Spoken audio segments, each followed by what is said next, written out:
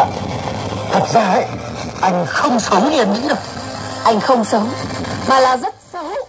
Thôi, ngày hôm nay ấy, anh đến gặp em ấy là anh muốn tốt cho em ấy. Tôi và anh thì còn gì liên quan đến nhau nữa chứ. Ôi, yêu nhau mấy năm trời, sống thử với nhau, thế mà em lại bảo không liên quan gì. Có phải bụi đâu mà phủi một phát là xong. Tóm lại, hôm nãy đó là tương truyền rằng thì bữa tiệc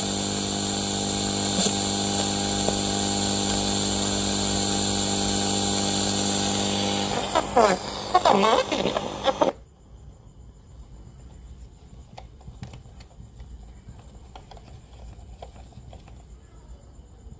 mấy cái gì ngắm mặt bạn thôi, rất là cái gì làm ăn là phải có uy tín.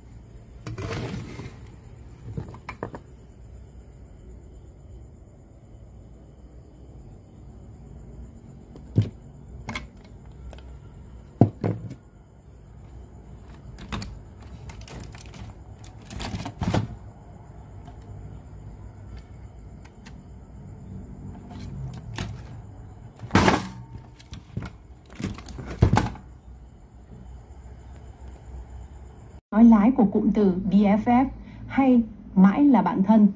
Ngay sau đây, chúng ta sẽ cùng đến với những dòng suy nghĩ lặng lẽ của Sophie khi mở lòng với BFG qua ca khúc có âm nhạc êm ái với phần hòa quyện giữa tiếng piano, tiếng kèn co và violin ngay sau đây nhé.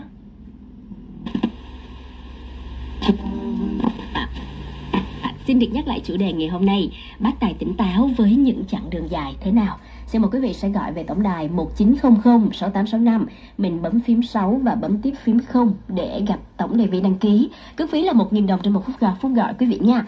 Và một cách nữa là quý vị để lại số điện thoại ở bên dưới livestream trên trang. Tổng hợp của biên tập viên Thu Hoài. Tổng thống Donald Trump tuyên bố ông tin rằng hòa bình sẽ sớm được thiết lập và tiết lộ rằng chính quyền của ông đang tích cực thúc đẩy một thỏa thuận giữa Israel và Iran thông qua nhiều cuộc họp và liên lạc cấp cao. Tôi hy vọng sẽ có một thỏa thuận.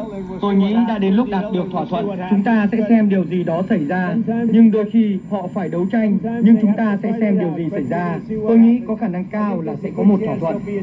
Tham dự hội nghị thượng đỉnh G7 đang diễn ra tại Canada, các nhà lãnh đạo châu Âu muốn nhà lãnh đạo Mỹ làm rõ chiến lược của ông đối với Iran, cũng như việc sử dụng ảnh hưởng của mình với Israel như thế nào để tìm kiếm một giải pháp có thể chấp nhận được cho cuộc xung đột. Đảng Dân Chủ cầm quyền Hàn Quốc DP vừa kêu gọi phản ứng nghiêm khắc đối với chiến dịch thả tờ rơi chống Triều Tiên của một nhóm công dân thời gian gần đây. Một nhóm người đã thả tờ rơi từ đảo Ganghwa ở Incheon sang phía Triều Tiên cuối tuần qua, bất chấp việc chính quyền mới của Tổng thống Lee Jae-myung yêu cầu dừng các hành động như vậy. Người phát ngôn Đảng Dân Chủ Hàn Quốc Hwang Chung-ha chỉ rõ việc thả tờ rơi chống Triều Tiên là hành động bất hợp pháp, ảnh hưởng đến cuộc sống và sự an toàn của người dân các khu vực biên giới, làm gia tăng căng thẳng trên bán đảo Triều Tiên, gây bất ổn thị trường tài chính và nền kinh tế Hàn Quốc. Hành động này sẽ bị trừng phạt nghiêm khắc. Dù mới nhậm chức chưa đầy 2 tuần, Tổng thống Hàn Quốc Lee Jae-myung đã giành được một tỷ lệ ủng hộ khá cao so với các tổng thống trước đây. Phóng viên Tuấn Nhật theo dõi địa bàn Đông Bắc Á thông tin. Theo kết quả một tổ chức đánh giá xếp hạng chính trị hàng đầu của Hàn Quốc vừa công bố sáng nay, tỷ lệ ủng hộ đối với Tổng thống Lee Jae-myung đạt 58,6%, trong khi tỷ lệ không ủng hộ dừng ở mức 34,2%. Tỷ lệ ủng hộ này tuy chưa cao bằng con số của cựu Tổng thống Moon Jae-in với 81,6%, nhưng cao hơn khá nhiều so với tỷ lệ 54,8% của bà Park Geun-hye và 52,1% của Tổng thống tiền nhiệm Yoon Suk-yeol. Đây là cuộc điều tra dư luận đầu tiên được công bố kể từ khi ông Lee Jae-myung nhậm chức, được tiến hành từ ngày 9 đến 13 tháng 6 với đối tượng là tất cả công dân Hàn Quốc từ 18 tuổi.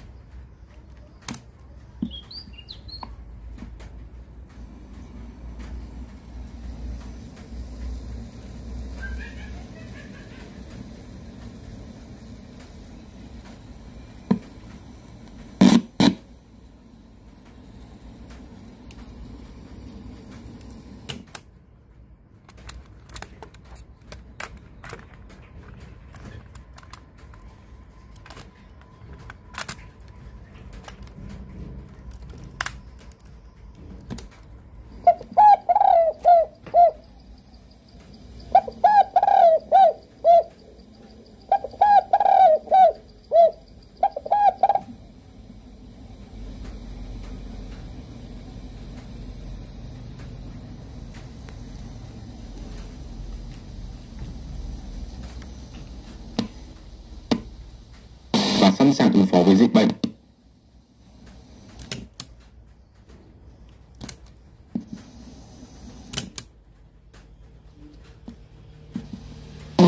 Và số trẻ em theo học tại trường giảm hơn 5 triệu so với năm trước đó. Phóng viên Bích Thuận thường trú tại Trung Quốc đưa tin.